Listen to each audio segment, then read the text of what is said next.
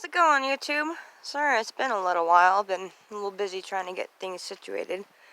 Finally figured out the fuel issue. Hopefully, anyway. We're gonna replace a few clamps and put some washers in, and hopefully that'll fix our problem.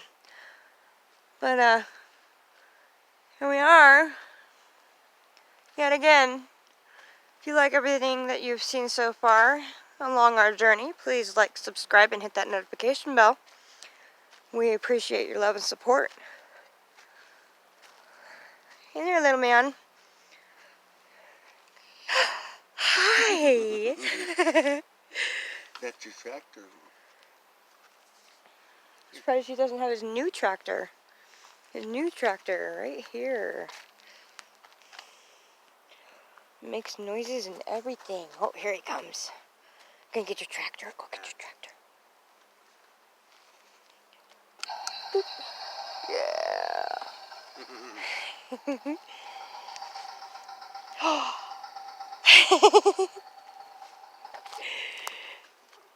Yeah.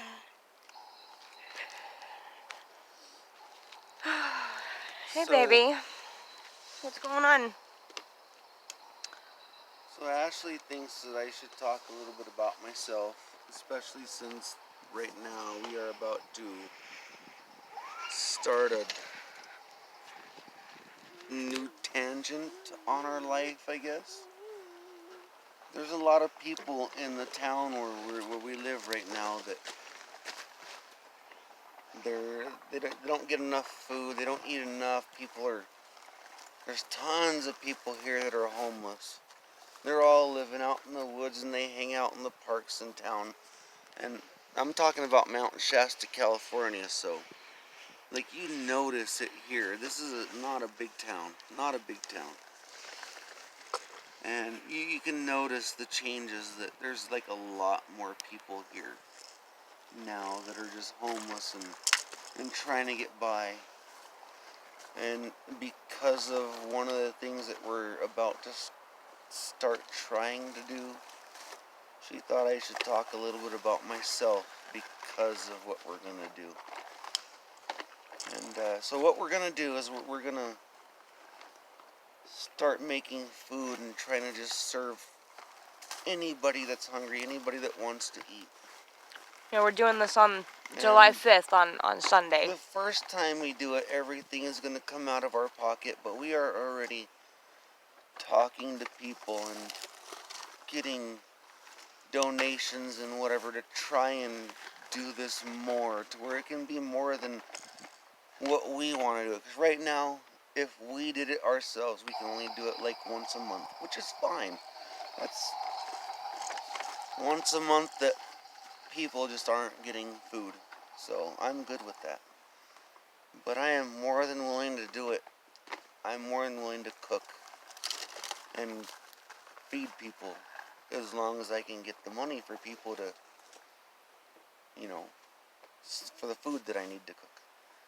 And on that note, she thinks that people ought to know about me and His situation. and why I am here. So, I'm 44 years old. I've worked in restaurants for close to 20 years. I've been to college for the first time biology, and my mom was so sick at that time that I kept missing classes, drive back and forth between states to see her and take care of her. So I dropped out when I was in my 20s, and I didn't go back to college until I was in my mid-30s, early 30s. It was early 30s. I must have been like 31, 32. And at that time I'd been working in restaurants for quite a few years, so I decided to get my degree in culinary arts, but I also had a secondary in management. You're okay. And I went to the University of Montana for this. They offered in their secondary program, it was the University of Montana College of Technology in Missoula, Montana. And I went there because you could get your entire culinary certificate for the same cost as one semester in the CIA or the Cordon Bleu. I had no interest in paying insane amounts of money to go to school for culinary arts where you're only going to make $30,000 to $40,000 a year unless you're super lucky. But I love food, so I went for culinary arts. And along the way I had lots of problems. I spent my life very, very active. I rode mountain bikes, I skied, I carried humongous backpacks and disappeared in the woods for 2 weeks to a month at a time. And in doing that, I guess I injured my spine. And in 2010, I had a fusion on my C5-6 vertebrae in my neck here, right here. You can see the spine, or the scar somewhere right here. And at the time I had a herniated disc, and above it I had a bulging disc. And so they fused that herniated disc and everything got better for close to 2 years, I guess, and then things just got worse and worse and worse and went downhill. And I had to have a surgery on both my hands. I had severe numbness to where it was painful and my fingers were locking up, and even since I had those surgeries on my hands, my fingers still lock up. I can't hold a pencil, I have trouble holding anything. Impacts, like holding a hammer or anything where you're like banging on something, Any kind of absolutely major vibration just kills my hands. I can't hold a sander. I had a job where I was supposed to sand a deck, and the sander just killed my hands to where I couldn't hold anything. I couldn't even drive myself home because I couldn't hold the steering wheel. Yeah, I had to drive us home that night. But in 2017, July 27th, 2017, I had a second fusion on my C-spine, and that was the C4-5 vertebrae. And that got rid of a lot of my pain. A lot of my pain.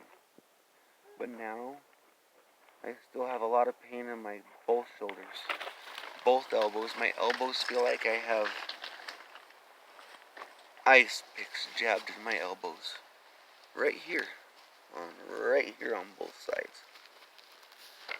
And if I do things where my arm is moving, it gets worse. My knuckles hurt all the time. My fingers lock up. Especially if I do anything where I have to use the fine motor controls of my fingers. So holding a pencil, for me, is almost impossible. I can't hold a pencil for more than 2 or 3 minutes.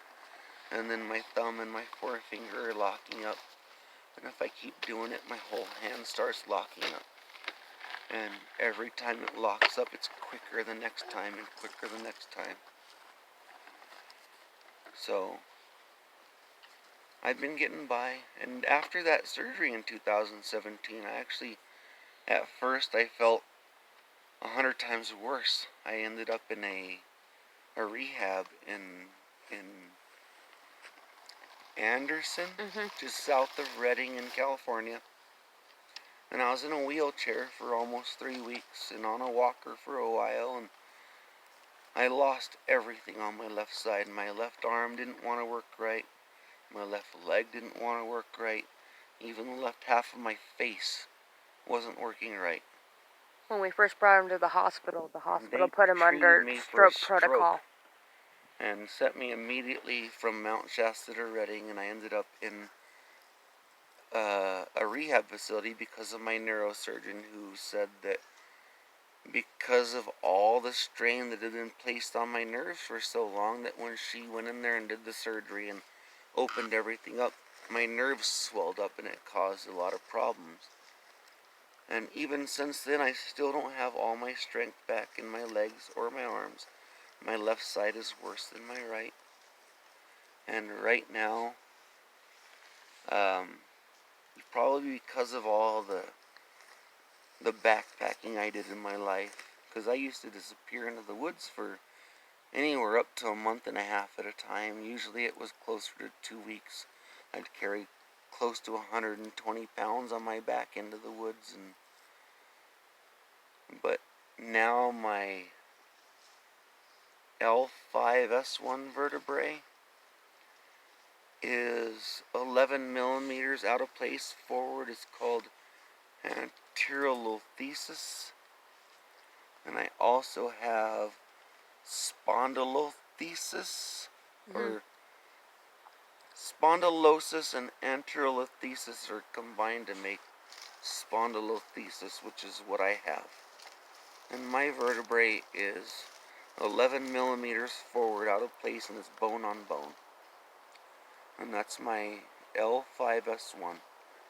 There's no disc there left at all. It is completely desiccated, as well as the disc above it. So I don't get around very well. I don't walk very well. I always feel like I have a nail in my butt cheek. I don't know how else to describe it. It just, mostly it's my right butt cheek, but it gets to my left as well. But it feels like somebody just took a hammer and jabbed a nail right in my butt cheek. And it all shoots down my thigh, in the back of my thigh. It's his sciatica. It's a horrible feeling. Because of what's going on with his back. I can't stay on my feet for very long. Even sitting in a chair, I have to move constantly. I want to move right now. I feel bad all the time. But at the same time, I want to put all that aside and Ash, the love of my life, and my little guy over here who I love more than anything. We're gonna feed people. A lot of people. And we're gonna be recording it so you all can join in. We're gonna feed as many people as we can, because that's the only thing I really know how to do. I love food, and I see all these people around me that they're hungry and they need to eat. So I'm gonna feed people. And I have appointments with my doctors. Right now I'm seeing a very good doctor. His name is Dr. Blackburn, and he's in Redding. His office is called Shasta Orthopedics in Redding, California. He took over for my doctor that did my last surgery on my spine. Her name was Dr. Page. And she moved out of here to Utah, I think. No, I think it's Idaho. Mm. So Dr. Blackburn took over, and I'm working with him now, and things are going very slowly, but I know that I can't hold a job. I can't work in a restaurant. I can't my hands don't cooperate. My body doesn't cooperate. But if I can do things at my own pace, I'm going to feed people. So that's what I'm going to do. And I'm going to feed people. And if anybody wants to support me, I'm going to take that support and I'm going to use it to feed people. People need to eat. There's no reason that anybody should be hungry. There's especially during this time. Grocery stores throw away tons of food. That food can be used to feed people. And if everybody complains enough to their grocery stores and forces them to donate it. I lived in Missoula, Montana for 10 years. They have a food bank there that gets everything from the grocery stores. They donate everything. They don't throw any of it away. away. In the dumpster there because they donate it all. Unless it needs to be there because banks. it's mildewy or something. The most amazing food bank I've ever seen in my life. Missoula, Montana. And that's how the entire world should be. People need Yes. to care about people. Amen. And that's what I'm going to do. I'm going to feed people. And I used to be a really active person. Oh man, I I couldn't keep used to him be, down. I looked like an NFL linebacker. I was extremely healthy. I rode mountain bikes, I skied, I hiked, I did everything. And now I find myself in a position where it hurts to do anything. But I don't want to just sit around and do nothing. So I'm going to use what energy and strength I have to feed people. And that's where I stand right now. And that's all I have to say. Well, that's what's going on today. And what's going to be happening on Sunday, July 5th at Headwaters Park in Mount Shasta, California. So if you all want to join in on our adventure about that, please, like I said in the beginning, like, subscribe, and hit that notification bell. We will be posting several different videos on that day.